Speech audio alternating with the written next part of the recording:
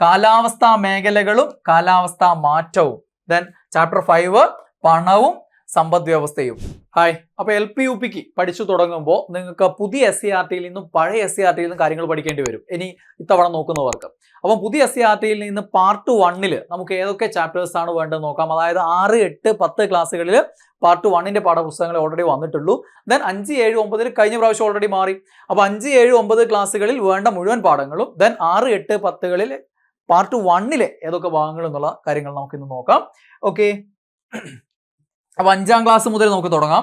5ാം ക്ലാസ്സിൽ part 1ഉം part 2 already വന്നാണ്. അതിൽ നമുക്ക് കുറേ അധികം ചാപ്റ്ററുകൾ വേണ്ടതുണ്ട്. നിങ്ങളുടെ സിലബസ് അനുസരിച്ച്, ഇപ്പോഴത്തെ സിലബസ് അനുസരിച്ചാണ്.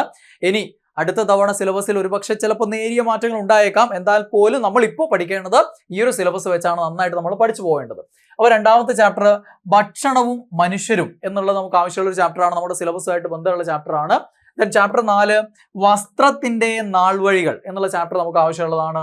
ദെൻ ചാപ്റ്റർ 6 ജനങ്ങൾ ജനങ്ങളാൽ, ഭരണഘടനയായിട്ട് ബന്ധപ്പെട്ട് ജനാധിപത്യമായിട്ട് ബന്ധപ്പെട്ടുള്ള ചാപ്റ്ററാണ്, നമുക്ക് ആവശ്യമുള്ളതാണ്. ദെൻ ചാപ്റ്റർ 7 ഗതാഗത ആശയവിനിമയ സംവിധാനങ്ങൾ. ഇതിൽ ഗതാഗതം നിങ്ങളുടെ സിലബസിലുള്ളതാണ്. ആശയവിനിമയ സംവിധാനങ്ങൾ സിലബസിൽ ഇല്ല. പക്ഷേ നമ്മൾ ഇത്രയും കാലം കണ്ടുവന്നൊരു സവിശേഷത, നിങ്ങളുടെ സിലബസ് തന്നിരിക്കുന്നതുമായിട്ട് ബന്ധപ്പെട്ടുള്ള ഒരു ചാപ്റ്റർ എടുക്കുകയാണെങ്കിൽ ആ ചാപ്റ്ററിൽ സിലബസിൽ ബന്ധമില്ലാത്ത കാര്യങ്ങളും ചോദിക്കാറുണ്ട്. പലപ്പോഴും അങ്ങനെ കണ്ടിട്ടുണ്ട്. കാരണം നിങ്ങളുടെ സിലബസിൽ ഈ കഴിഞ്ഞ തവണ പരീക്ഷയിൽ നിങ്ങൾക്ക് എന്താ ഉള്ളത്? മഹാത്മാഗാന്ധി, ജവഹർലാൽ നെഹ്റു, ഭഗത് സിംഗ്, അല്ലെ, സുഭാഷ് ചന്ദ്രബോസ്, അങ്ങനെ കുറച്ച് പേരെ പഠിക്കാനുള്ളൂ. പക്ഷേ ഇവർ മാത്രമൊന്നുമല്ല, സ്വാതന്ത്ര്യ സമരമായിട്ട് ബന്ധപ്പെട്ട് ബാക്കിയുള്ള കാര്യങ്ങളൂടെ ചോദിച്ചിട്ടുണ്ട്. ആ ചാപ്റ്ററിൽ വരുന്ന മറ്റു കാര്യങ്ങളും ചോദിച്ചിട്ടുണ്ട്. അപ്പോൾ ആ ചാപ്റ്റർ കംപ്ലീറ്റ് പഠിക്കുക എന്നുള്ളതാണ് അവിടെ നമുക്ക് ചെയ്യാനുള്ളത്. ദെൻ 8ാമത്തെ ചാപ്റ്റർ നാടറിയാം. നമ്മുടെ കേരള ഭൂമിശാസ്ത്രത്തെ കുറിച്ചാണ്. കേരള ഭൂമിശാസ്ത്രം എന്നും പറഞ്ഞ് നമുക്ക് സിലബസിലില്ല. ഭൂമിശാസ്ത്രത്തിൽ ഇന്ത്യൻ ഭൂമിശാസ്ത്രം അല്ലെങ്കിൽ ഇന്ത്യയുടെ ഭൂപ്രകൃതി, പിന്നെ ബാക്കിയുള്ള കണ്ടന്റുകളാണ് ഉള്ളത്. പക്ഷേ ഇന്ത്യയുമായിട്ട് ബന്ധപ്പെട്ട് നമ്മൾ ഇതുകൂടെ അറിഞ്ഞിരിക്കണം. ആ രീതിയിൽ കഴിഞ്ഞ പ്രാവശ്യവും ചോദ്യം വന്നിട്ടുണ്ടായിരുന്നു. ദെൻ ചാപ്റ്റർ 9 തുല്യതയിലേക്ക് എന്നുള്ള ചാപ്റ്ററാണ്. സമൂഹശാസ്ത്രമായിട്ട് ബന്ധപ്പെട്ട് നമുക്ക് ആവശ്യമുള്ളതാണ്. സാമൂഹീകരണം എന്നൊക്കെയുള്ള ചാപ്റ്റർ ഉണ്ട്. പിന്നെ അതല്ലാതെ അവിടെ വേറെയും ചില കണ്ടന്റുകൾ നമുക്ക് ആവശ്യമുള്ളതുണ്ട്. ഓക്കെ, ദെൻ ചാപ്റ്റർ 10 വിണ്ണിലെ വിസ്മയങ്ങളും മണ്ണിലെ വിശേഷങ്ങളും എന്നുള്ളതാണ്. അതായത് ആകാശം, ഭൂമി, അല്ലെ, അന്തരീക്ഷത്തെക്കുറിച്ചും അതേപോലെ തന്നെ ആകാശം എന്ന് പറയുമ്പോൾ ആകാശഗോളങ്ങളെ കുറിച്ചും അതേപോലെ തന്നെ മണ്ണിലെ വിശേഷങ്ങൾ, ഭൂമിയെ കുറിച്ചുള്ള അടിസ്ഥാന വിവരങ്ങൾ അടങ്ങുന്ന ചാപ്റ്ററാണ്. ദെൻ 11ാമത്തെ ചാപ്റ്റർ നിയമവും സമൂഹവും, അതും സമൂഹശാസ്ത്രമായിട്ട് ബന്ധപ്പെട്ടുള്ള, സോഷ്യോളജി ആയിട്ട് ബന്ധപ്പെട്ടുള്ള ചാപ്റ്ററാണ്. സാമൂഹീകരണം എന്നൊക്കെ പറഞ്ഞ് നിങ്ങൾക്കൊരു ഹെഡിങ് ഉണ്ട്. സമൂഹശാസ്ത്രം ഒരു മാർക്കിനുണ്ട്. അവിടെ ഈ ചാപ്റ്റർ ഇമ്പോർട്ടൻ്റ് ആണ്. ദെൻ 6ാം ക്ലാസ്സിൽ നമുക്ക് പാർട്ട് 1 മാത്രം നിലവിൽ അവൈലബിൾ ആയിട്ടുള്ളത്. പാർട്ട് 2 കൂടെ വന്നതിന് ശേഷം നമുക്ക് ഈ വീഡിയോ അപ്ഡേറ്റ് ചെയ്ത് പിന്നീട് ചെയ്യും. ഇപ്പോൾ നിങ്ങൾ പാർട്ട് 1-ൽ നിന്ന് പഠിച്ചു തുടങ്ങേണ്ട ചാപ്റ്ററുകൾ, ഇപ്പോൾ പെട്ടെന്ന് തന്നെ നിങ്ങൾ തിരക്കിട്ട് പഠിക്കണമെന്നില്ല. ഇപ്പോൾ ഓൾറെഡി കൂടുതൽ പ്രാധാന്യം കൊടുത്ത് പഠിക്കേണ്ടത് ഓൾറെഡി ഉള്ള പഴയ SCERT ആണ്. കഴിഞ്ഞ പ്രാവശ്യത്തെ SCERT ആണ്, അല്ലെ. 5, 7, 9 മാറിയല്ലോ, അതിന് മുമ്പുള്ള 5, 7, 9. ഈ പ്രാവശ്യം 6, 8, 10 മാറിയല്ലോ, അതിന് മുമ്പുള്ള 6, 8, 10. അതാണ് ഇന്നത്തെ ഈ ഒരു ടൈമിൽ നിങ്ങൾ ആദ്യം തുടങ്ങേണ്ടത്. കാരണം നിങ്ങൾക്ക് രണ്ടും വേണം. ഇനി പുതിയ മാറിയല്ലേ എന്ന് വിചാരിച്ചിട്ട് നിങ്ങൾ ഇനി പഴയ SCERT നിങ്ങൾക്ക് വിടാൻ പറ്റില്ല. ഓക്കെ, അത് LP-UPക്ക് മാത്രമല്ല, LDC പരീക്ഷകളിലും അങ്ങനെ തന്നെയാണ്. മറ്റ് 10th ലെവൽ പരീക്ഷകളിലൊക്കെ അങ്ങനെ തന്നെയാണ്. ഓക്കെ, അപ്പം 6ാം ക്ലാസ്സിലെ ചാപ്റ്റർ 1 ആദിമ മനുഷ്യരും സംസ്കാരങ്ങളും എന്നുള്ള ആ ഒരു ചാപ്റ്റർ നന്നായിട്ട് നോക്കണം. കാരണം നിങ്ങൾക്ക് ലോക ചരിത്രത്തിൽ ആകെയുള്ള ടോപ്പിക് സംസ്കാരങ്ങൾ മാത്രമാണ്, പ്രത്യേകിച്ചും വെങ്കലയുഗ സംസ്കാരങ്ങൾ. അപ്പം സിന്ധു നദിയുടെ സംസ്കാരത്തെ കുറിച്ചൊക്കെ കുറച്ച് കാര്യങ്ങൾ ഇവിടെ ചാപ്റ്ററിൽ പറയുന്നുണ്ട്. എന്നാൽ ചാപ്റ്റർ 3 രാഷ്ട്രവും ഗവൺമെന്റും, ഭരണഘടനയായിട്ട് ബന്ധപ്പെട്ട് ആവശ്യമുള്ളതാണ്. ചാപ്റ്റർ 5 സംസ്കാരവും സാംസ്കാരിക വൈവിധ്യങ്ങളും എന്നുള്ളത് സോഷ്യോളജി ആയിട്ട് ബന്ധപ്പെട്ട് നമുക്ക് ആവശ്യമുള്ളതാണ്. ദെൻ 7ാം ക്ലാസ്സിൽ ചാപ്റ്റർ 3 ഭരണഘടന വഴിയും വഴികാട്ടിയും. ഈ ചാപ്റ്റർ വളരെ ഇമ്പോർട്ടൻ്റ് ആണ്. ഭരണഘടന അടിസ്ഥാന സവിശേഷതകൾ എന്ന് പറഞ്ഞ ഹെഡിങ് ഉണ്ടല്ലോ നിങ്ങൾക്ക്. അവിടെ നിങ്ങൾ പഠിക്കേണ്ട ഏറ്റവും പ്രധാന ചാപ്റ്ററുകളിൽ ഒന്നിതാണ്. ദെൻ ചാപ്റ്റർ 4 7ാം ക്ലാസ്സിലെ 4ാമത്തെ ചാപ്റ്റർ അനീതിയിൽ നിന്ന് നീതിയിലേക്ക്. ഇത് കേരള ചരിത്രത്തിൽ കേരള നവോത്ഥാനമായിട്ട് ബന്ധപ്പെട്ട് ഏറ്റവും ഇമ്പോർട്ടൻ്റ് ആയിട്ടുള്ള ചാപ്റ്റർ ആയിട്ട് മാറും. ഓക്കെ, അപ്പോൾ ഇനി ഏറ്റവും ഇമ്പോർട്ടൻ്റ്, കഴിഞ്ഞ പ്രാവശ്യം 8ാം ക്ലാസ്സിൽ ഉണ്ടായിരുന്ന ഒരു ചാപ്റ്റർ ഉണ്ടായിരുന്നു. അതിന് തത്തുല്യമായിട്ട് ഇപ്പോൾ 7ാം ക്ലാസ്സിലെ 4ാമത്തെ ചാപ്റ്റർ ഇത് വളരെയധികം കാര്യങ്ങൾ പറയുന്ന ഒരു ചാപ്റ്ററാണ്. ദെൻ 5ാമത്തെ ചാപ്റ്റർ നമ്മുടെ ഭൂമിയുടെ അടിസ്ഥാന കാര്യങ്ങളാണ്. അത് ഭൂമിശാസ്ത്രത്തിൽ നമുക്ക് ആവശ്യമുള്ളതാണ്.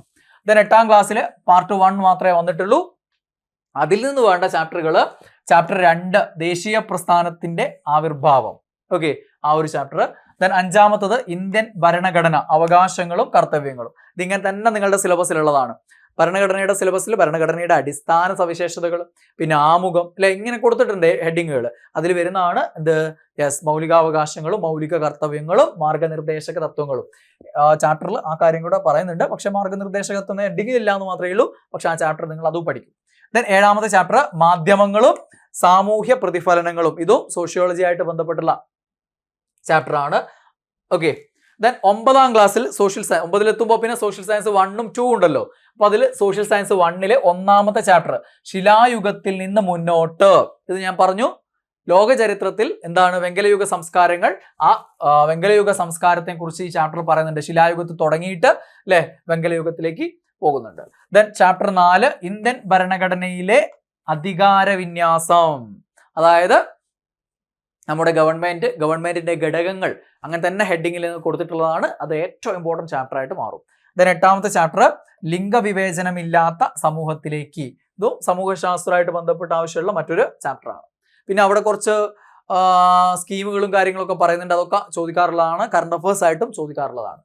ദെൻ 9ാം ക്ലാസ്സിലെ സോഷ്യൽ സയൻസ് സെക്കൻഡ്, ഓക്കെ, 2ാമത്തെ ബുക്കില് ചാപ്റ്റർ 1 ലോകത്തിന്റെ നെറുകയിൽ. ഇതിന്റെ പ്രത്യേകത, ഇന്ത്യയുടെ ഭൂപ്രകൃതി വിഭജനം ഉണ്ടല്ലോ, അത് ഓരോ ചാപ്റ്ററുകളായിട്ടും കൊടുത്തിരിക്കുകയാണ്.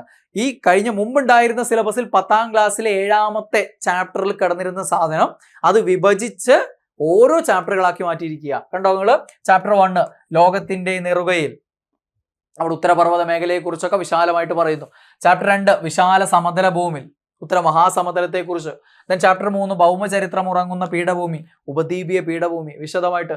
ദെൻ മണലാരണ്യത്തിലൂടെ അല്ലെ, എന്താണ് മരുഭൂമികളെ കുറിച്ച്. ദെൻ തീരങ്ങളിലൂടെ, ഇന്ത്യയുടെ തീരസമതലങ്ങളെ കുറിച്ച്. അപ്പോൾ ഓരോ ചാപ്റ്ററുകളായിട്ട് 1, 2, 3 പിന്നെ 7, 8 ഈ ചാപ്റ്ററുകളാണ് അവിടെ സോഷ്യൽ സയൻസ് സെക്കൻഡിൽ 9ാം ക്ലാസ്സിൽ നമുക്ക് ആവശ്യമുള്ളത്. ഇനി 10ലേക്ക് കടന്നാൽ 10ാം ക്ലാസ്സിൽ സോഷ്യൽ സയൻസ് 1ല് പാർട്ട് 1 മാത്രമേ നമുക്ക് വന്നിട്ടുള്ളൂ. ആ പാർട്ട് 1ല് ചാപ്റ്റർ 3 സാമൂഹിക വിശകലനം സമൂഹശാസ്ത്ര സങ്കല്പത്തിലൂടെ, സമൂഹശാസ്ത്രമായിട്ട് ബന്ധപ്പെട്ട് വേണ്ട ചാപ്റ്റർ ആണ്. ചാപ്റ്റർ 5 പൊതുജനാഭിപ്രായം ജനാധിപത്യത്തിൽ, ഓക്കെ, ഭരണഘടനയായിട്ട് ബന്ധപ്പെട്ട് നമുക്ക് ആവശ്യമുള്ളതാണ്. പിന്നെ സോഷ്യൽ സയൻസ് സെക്കൻഡിൽ പാർട്ട് 1 മാത്രമേ വന്നിട്ടുള്ളൂ, നമുക്കറിയാം. അപ്പൊ അതിൽ ചാപ്റ്റർ 1 ദിനാന്തരീക്ഷ സ്ഥിതിയും കാലാവസ്ഥയും, അത് നമുക്ക് ആവശ്യമുള്ളതാണ്. അന്തരീക്ഷം എന്നുള്ള, അന്തരീക്ഷ ഘടന, അന്തരീക്ഷം എന്നൊക്കെ ഉള്ളത് നമുക്ക് ആവശ്യമുള്ള ടോപ്പിക്കാണ്. എന്താണ് ഭൂമിശാസ്ത്രത്തിൽ കൊടുത്തിട്ടുണ്ട്. ദെൻ ചാപ്റ്റർ 2 കാലാവസ്ഥാ മേഖലകളും കാലാവസ്ഥാ മാറ്റവും. ദെൻ ചാപ്റ്റർ 5 പണവും സമ്പദ് വ്യവസ്ഥയും. നിങ്ങൾക്ക് എക്കണോമിക്സിൽ ആകെ കൊടുത്തിരിക്കുന്ന ബാങ്കിങ് എന്നുള്ള ടോപ്പിക് മാത്രമാണ്. ആ ബാങ്കിങ് എന്നുള്ള കാര്യം ഇവിടെ റിസർവ് ബാങ്കും മറ്റു ബാങ്കുകളും കാര്യങ്ങളൊക്കെ ആ ഒരു ചാപ്റ്ററിൽ വരുന്നുണ്ട്. അപ്പോൾ ആ ഒരു ചാപ്റ്ററും അവിടെ ഇമ്പോർട്ടൻ്റ് ആണ്. ഈ ഒരു ചാപ്റ്റർ മാത്രമാണ് ശരിക്കും അവിടെ എക്കണോമിക്സ് നിങ്ങൾക്ക് ഈ ഒരു LP-UPയിൽ സാധാരണഗതിയിൽ നിങ്ങൾക്ക് പഠിക്കേണ്ടതായിട്ടുള്ളൂ. അതേപോലെയാണ് കഴിഞ്ഞ പ്രാവശ്യം ഒരൊറ്റ ചാപ്റ്ററെ പഠിക്കാനുണ്ടായിരുന്നുള്ളൂ. ധനകാര്യ സ്ഥാപനങ്ങൾ എന്നുള്ള ഒരു ചാപ്റ്റർ മാത്രമേ ഉണ്ടായിരുന്നുള്ളൂ. അവിടെ നിന്ന് തന്നെയാണ് സ്ഥലം ചോദിച്ചത്.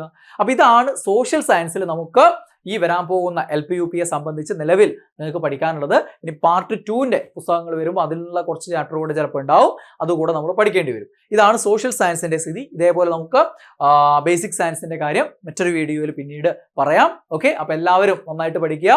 ഇപ്പോൾ നിങ്ങൾ ആദ്യം തുടക്കത്തിൽ എന്ത് ചെയ്യുക, ഓൾറെഡി കഴിഞ്ഞ SCERT പാഠപുസ്തകങ്ങളൊക്കെ പഠിച്ച് സെറ്റ് ആവുക. അതിനുശേഷം പുതിയ പാഠപുസ്തകത്തിലേക്ക് കടക്കുക. അപ്പോൾ മെൻറ്ററിയിൽ ഇതിൻ്റെ ക്ലാസ്സുകളൊക്കെ നിങ്ങൾക്ക് അവൈലബിൾ ആയിരിക്കും. അപ്പോൾ നിങ്ങൾ നന്നായിട്ട് പഠിച്ച് മുന്നോട്ട് പോവുക. All the best.